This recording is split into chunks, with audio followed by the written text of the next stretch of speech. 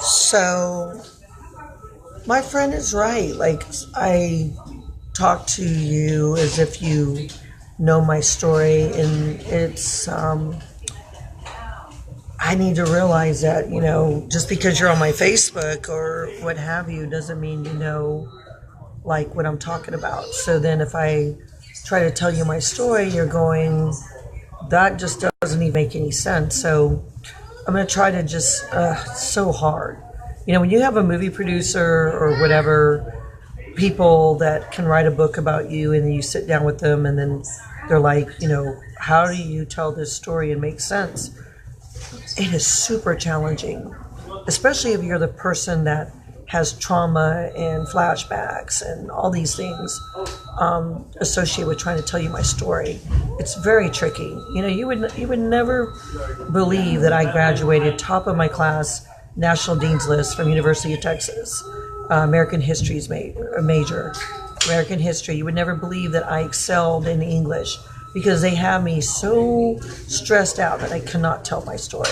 And that's probably part of having, post-traumatic whatever syndrome.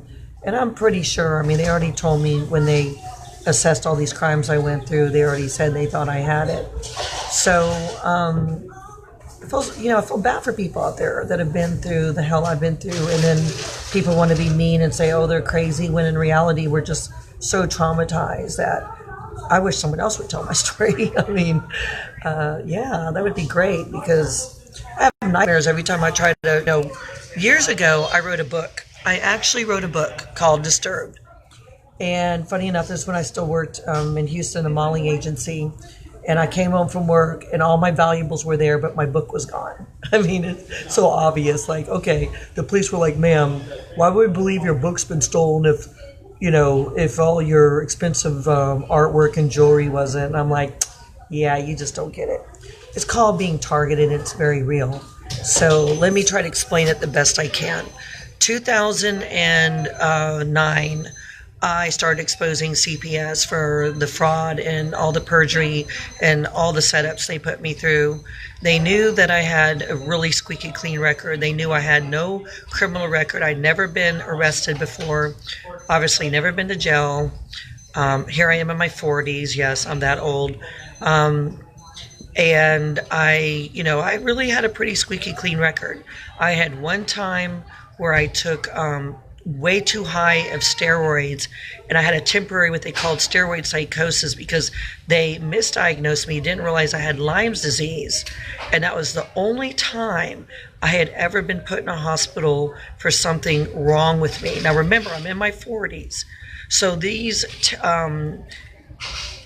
journalists that are attacking me today, and even wrote her daughter was taken because she was in multiple mental institutions. It's all lies, my friends. It's all lies. If you know anything about Lyme disease, it's hell, and I lived with it for over 10 years. I was misdiagnosed, told I had lupus and all this stupid stuff that I really didn't have. And it was just a way for doctors to get the money and make money off of me, taking all these medicines I didn't need. They had me on dangerous levels of prednisone that caused me to go with no sleep for like 5 or 6 days. And that's the only time I had a hospital visit. So let me make it clear. When they took my daughter, I'd only had a steroid that they called steroid psychosis, which is actually really common. It's all lies. What these journalists are saying, their names are Robert Beatty and Wilbur Witt Jr. I can't believe these people can get away with this. But from there, let's see, I started doing radio against CPS. My CPS case was dismissed, and the investigator that dismissed it was CPS investigator Deborah Mayo, who conveniently vanished during the jury trial, and no one has ever found her or talked to her since. Deborah Mayo in Houston, Texas.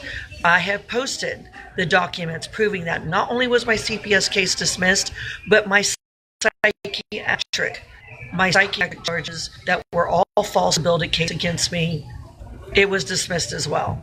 On my Facebook, if you don't believe me. So don't worry about these evil little journalists that think they can discredit me and make my life hell and post pictures of me every day. And one of them stole a bunch of pictures, and now they're posting these pictures that clearly I know was in that stash that Wilbur Witt stole. years ago. Life is hell. So if my story doesn't make sense, let me explain. When I was feisty and went against CPS and met the governor, which was Governor Rick Perry at the time, where I was on stage with Rick Perry, where he promised the crowd that he knew wrong had been done, whispered to me, we're going to work this out. That's the picture of me with Rick Perry, that Governor Rick Perry at the time, that this journalist is saying is photoshopped. What a joke. There was like hundreds of people in the audience. All right. The whole thing was covered up. The governor didn't do as he promised. He said he would make sure my daughter, he said he knew it was wrong, everything that happened. By the way, haven't seen my daughter in 9 years, and she was taken at 2 years old. Okay? So this was 9 years ago that the governor was like, yeah, I'm not going to mention everybody that promised me justice, even a sergeant at Internal Affairs. That's no longer with Internal Affairs. That said, word for word, I looked up your case and saw fraud by the police department. From there, a police officer started messing with me. 9 years later, I got to put him in jail, roughly 8 years, I guess. I put him in jail for coming after me again. This time, I proved it. The first time, no one did anything about it. The second time, they put him in jail, and he got charged with 2 felonies, not 1. From there, another cop that was the same cop that signed his blood warrant on me when he falsely arrested me on a DWI. I win both cases have been against both cops. Are you understanding the connection? It's hard for me to tell this story. So let me explain. CPS goes after me, then 2 cops illegally arrest me. One's connected to the CPS case, one I don't know about, but signed the blood warrant on a false arrest on me the first time, meaning they're connected, correct? The first cop went to jail, the second cop didn't. The second cop, I won representing myself. It never went in the news, but the first case I won against Officer Truce did go in major news in Houston. The second cop, his name is Officer Villarreal. No one ever made any big deal out of it, even though 2 cops at the same location arrest me for the same charge, and I win both cases, and they were connected. To my disbelief, the state was promising me compensation, counseling, lots of money, and I never got any of it. I met with the DA's office. I met with the Attorney General's office. I did sworn affidavits, and I was promised $50,000. Never got it. Now you understanding it? I hope I'm making more sense now. Do you see how this has been organized corruption and crimes from 2009? I ended up filing a lawsuit pro se, and I had no idea suing in federal court would cause this many death threats, this many robberies, hacking, everything I've been enduring. This is where the 2 journals come in the picture. Once 2 men got arrested 2 weeks ago for aggravated assault on Johnny and I, that they held weapons at us violently, threatening to F us up over and over, screaming out of their mind. We had to run, not even dressed, down the street to call for help. Remember, we were in bed when they broke open the door and came at us violently.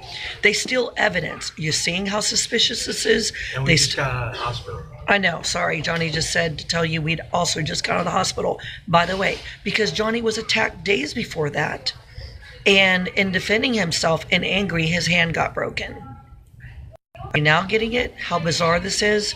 We have been multiply robbed. Since we've been together, it's been like, counting both of us, something like 7 times.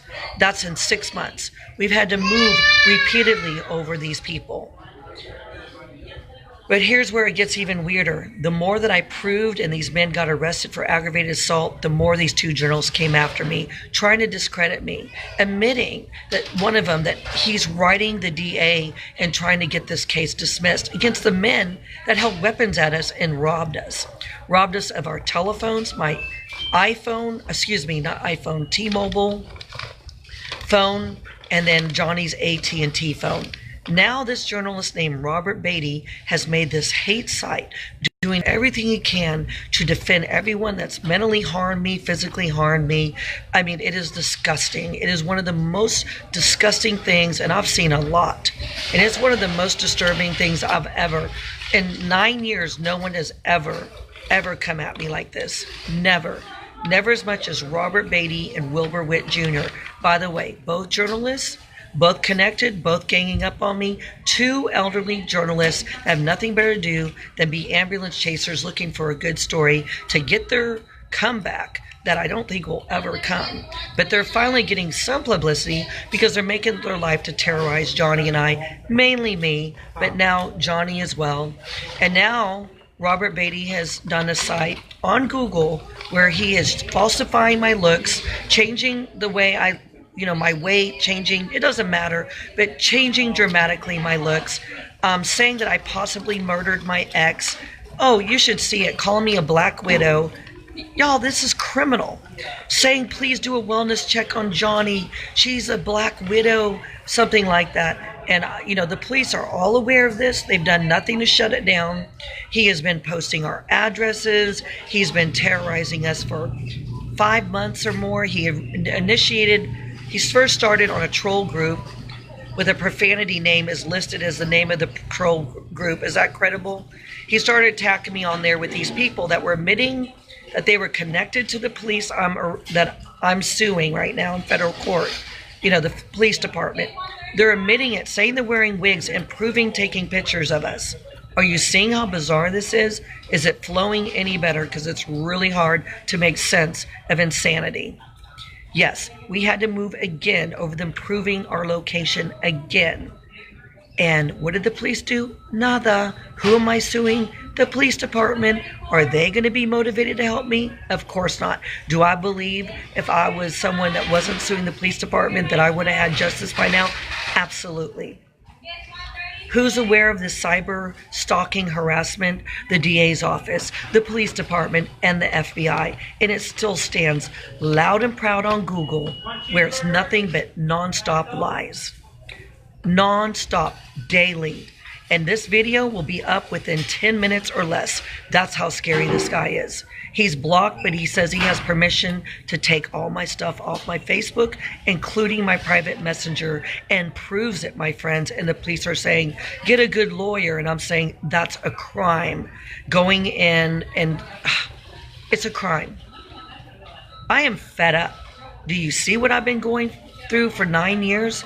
And it won't stop.